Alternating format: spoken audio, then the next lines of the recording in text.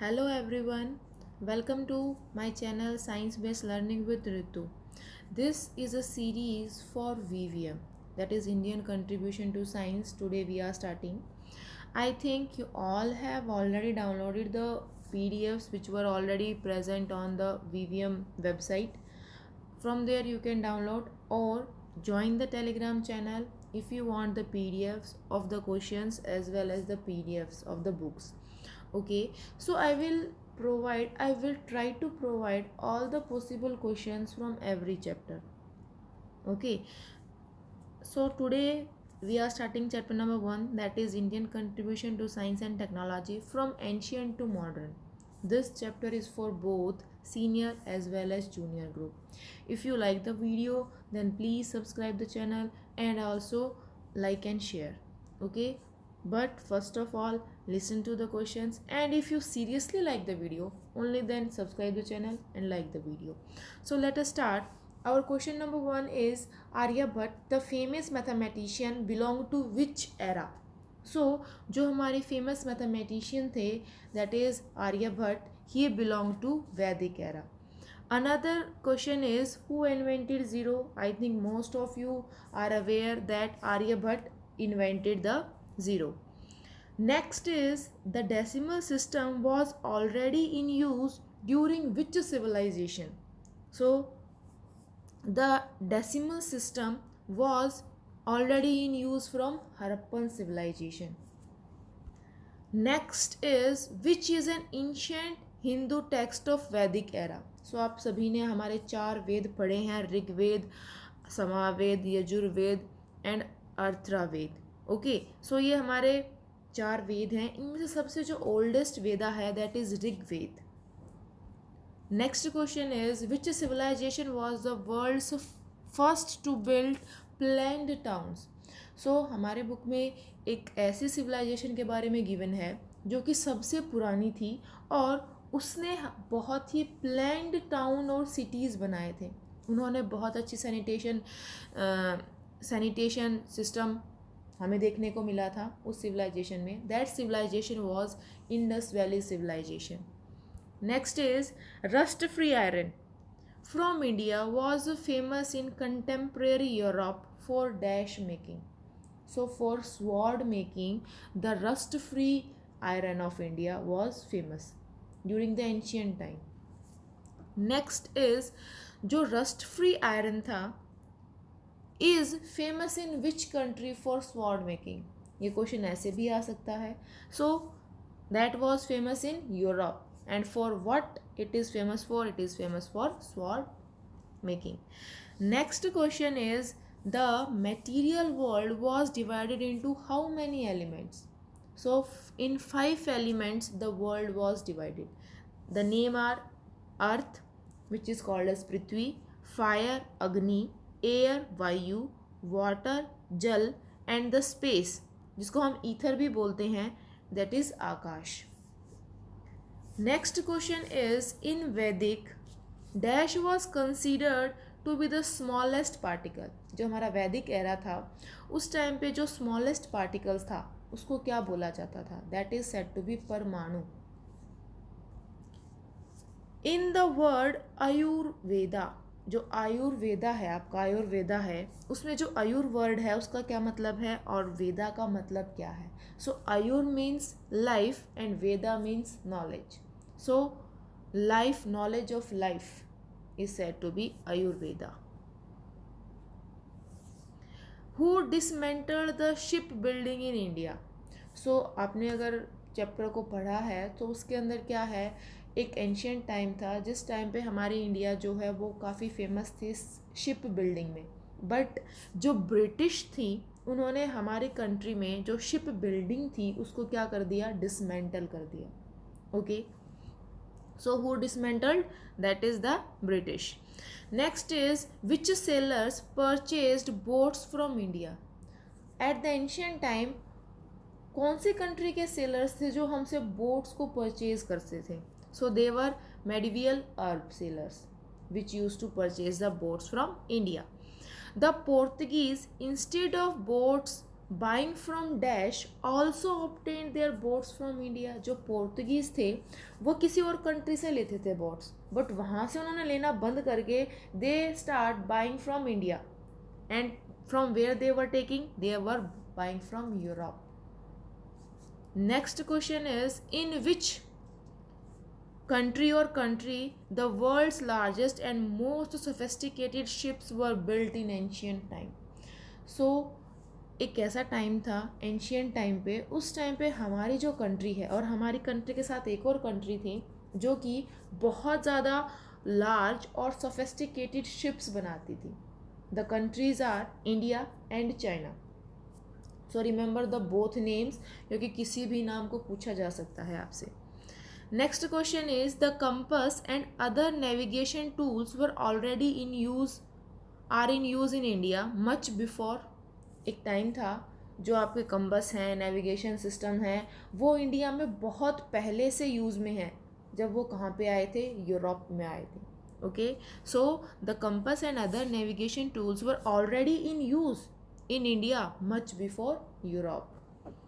Next is India has a dashed largest scientific and technical manpower in the world। So India has third largest scientific and technical manpower in the world। बच्चे जो आपकी book में given है सिर्फ आपको वही पढ़ना है। मे बी ये जो पोजीशंस हैं ये ऊपर नीचे हुई हैं, बट हमें जो बुक प्रोवाइड की गई है हमें सिर्फ उसका ही डेटा यूज़ करना है। डोंट कंसिडर कि हम गूगल से सर्च करके इसका आंसर लिख लें, that will be considered as wrong because you have to do the content which is already given in your book. Next is in the field of missile launching technology, India is among the top dash nations of the world। So जो missile launching technology है उसमें हमारी country top 5 countries में आती है in the world. Next is when was DST established. सबसे पहले तो आप DST की फुल फॉर्म लिखेंगे चैट बॉक्स में, okay, in the comment section. who are watching the video please write the full form of DST। और उसको establish कब किया गया था? That is May 1971। बच्चे आपके बहुत सारी एस्टेब्लिशमेंट, बहुत सारी देखेंगे आप, बहुत चीज़ें एस्टेब्लिश हुई थी जिनके ईयर्स आपको मेमोराइज़ करने पड़ेंगे। बहुत चीज़ें हमारी एस्टेब्लिश की गई थी, सो उनके ईयर्स आपको मेमोराइज़ करने पड़ेंगे। ओके, आगे पूछा गया है DST की फुल फॉर्म क्या होती है। सो DST means department of science and technology and it was established in May 1971। Next question is what is the full form of ISRO, that is ISRO। ISRO के बारे में आप बहुत कुछ सुनते हैं, बहुत कुछ न्यूज़पेपर में पढ़ते हैं। हमारी जो ये स्पेस रिसर्च ऑर्गेनाइजेशन है ये कुछ ना कुछ करते रहते हैं। सो इसरो की फुल फॉर्म है Indian space research organization. And when was ISRO established? It was established in 1969, okay, just before the establishment of Department of Science and Technology। Next question is ISRO is the dash largest space research organization in the world। So ISRO is 6th largest research organization in the world। India's first satellite was, that is Aryabhat, or you can pronunciate it Aryabhatta, it's your wish। In which year ISRO built India's first satellite? So in 1975 India built its first Indian satellite। Next question is name the India's first mission to moon। जो India जो moon पे गया था उस mission का नाम आपको बताना है, दैट इज चंद्रयान 1। इसका आंसर मैंने नहीं गिवन है, नहीं दे पाई मैं, by mistake, I think I forgot. इसका आंसर आएगा बच्चे चंद्रयान 1। ओके, आप मुझे कमेंट सेक्शन में ये बताएंगे चंद्रयान 1 को कब, हमारा जो मिशन है उसको कब लॉन्च किया गया था। ठीक है, हमारा जो स्पेसशिप गया था वो कौन से ईयर में गया था। आप सभी ने PDF पढ़ी है, सो वहाँ से देख के आप कमेंट करेंगे। अगर आपको लर्न है दैट इज़ वेरी गुड, अगर नहीं है तो ज़रूर इसको लर्न करें। Okay, next question is India is the only dash world's country to develop its own remote sensing satellite. So India क्या है, थर्ड कंट्री बन चुका है जिसके पास खुद की रिमोट सेंसिंग सैटेलाइट्स हैं. Okay, next is India's IT industry grew from 150 million US dollars in 1990 to 1991 to whopping, कितना इंक्रीज किया था, from 150 million US dollars to 500 billion US dollars. 10 year के गैप में हमारी कंट्री ने आईटी की जो इंडस्ट्री थी उसमें बहुत ज़्यादा हाई जंप किया था. That is from 150 million US dollar से 500 बिलियन यूएस डॉलर्स में. ओके, ये 10 ईयर का गैप था. कब कब का, 1990 से लेके 1991 या से लेके 206 से लेके 2000, मतलब अप्रॉक्सीमेटली 10 ईयर का गैप है ये. Okay, next is the average growth. जो एवरेज ग्रोथ हुई है हमारी इंडिया की लास्ट 10 ईयर्स में आईटी सेक्टर में, that is how much percent, that is approximately 30%. India has a coastline of more than dash kilometer and 1250 islands. So number of islands are 1250 and the length of coastline is 7600 kilometer. Okay, इसको learn करना, more than 7600, सिर्फ 7600 नहीं है, उससे ज़्यादा है कुछ ना कुछ, उससे कम नहीं पॉसिबल है. अगर ऑप्शंस में आपको गिवन हो 7500, अगर आपको गिवन है 7500 गिवन है तो आप उसको नहीं मार्क करोगे बिकॉज उससे कुछ ज़्यादा ही है.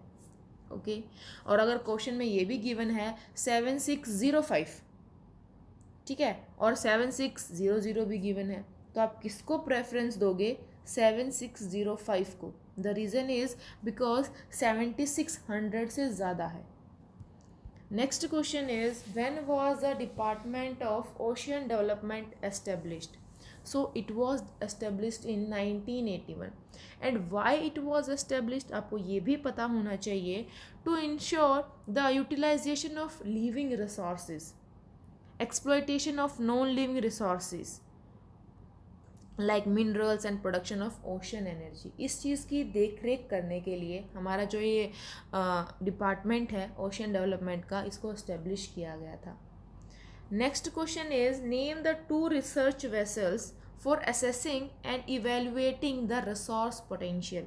सो हमारे 2 वेसल्स थे. वेसल्स यहाँ पे बर्तन वाले वेसल्स नहीं, यहाँ पे हमारे शिप्स की बात हो रही है. तो ये 2 शिप्स थे जो कि हमारे रिसोर्सेज की स्टडी कर रहे थे या फिर उनको सेंड किया जा रहा था to study them, to search them. उनका नाम क्या था बच्चे, FORV सागर कन्या एंड FORV सागर संपदा. ओके, ये 2 हमारे रिसर्च वेसल्स थे. ये 2 रिसर्च वेसल्स आपको याद भी रखने हैं. Next question is how many scientific research expeditions India has sent to Antarctica since 1981. Okay, अभी इंडिया ने कुछ अपने एक्सपेडिशंस को सेंड किया है एंटार्क्टिका में. क्यों, वहाँ के बारे में कुछ ज़्यादा स्टडी करने के लिए. So since 1981 India has sent 13 expeditions to Antarctica. कितने, 13. और कब तक, 1981 तक. नेक्स्ट इज हमारा जो परमानेंटली मैन्ड बेस है एंटार्क्टिका में, उसका नाम क्या है, दैट इज़ दक्षिण गंगोत्री. दैट इज़ दक्षिण गंगोत्री. और जो सेकंड परमानेंट बेस, हमारा जो सेकंड परमानेंट स्टेशन बनाया गया बच्चे, दैट वाज एंटायरली इंडिजिनस. ठीक है, वो कैसा है, बिल्कुल हमारे एक तरह से उसका जो एनवायरनमेंट है वो कुछ हम लोगों इंडियन जैसा ही समथिंग. ठीक है, इंडिजिनस है.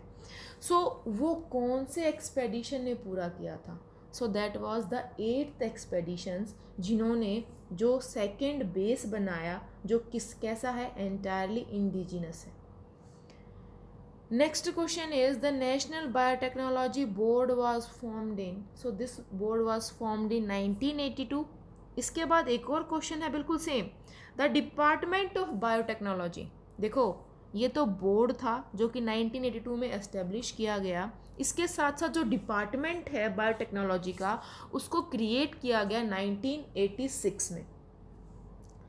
Your next question is full form of CSIR, बहुत ही फेमस है आपका ये, that is the council of scientific and industrial research. आपकी बुक्स, अगर आपके पास NCERT की बुक्स हैं तो उसके ऊपर NCERT, नीचे CSIR आपको गिवन मिलेगा। सो ये एक ऐसी स्टेटमेंट है जिसकी फुल फॉर्म आपको पता होनी चाहिए। It was established in 1942। So this is all questions from chapter number 1. If you like the video, then please subscribe the channel and like and share also, and try to learn or write or you make the PDF. Okay, and if you want the PDF of same chapter or from all chapters, then join the Telegram group, which the link of which I have already given the description box. Thank you students, stay connected for more videos which I will provide soon.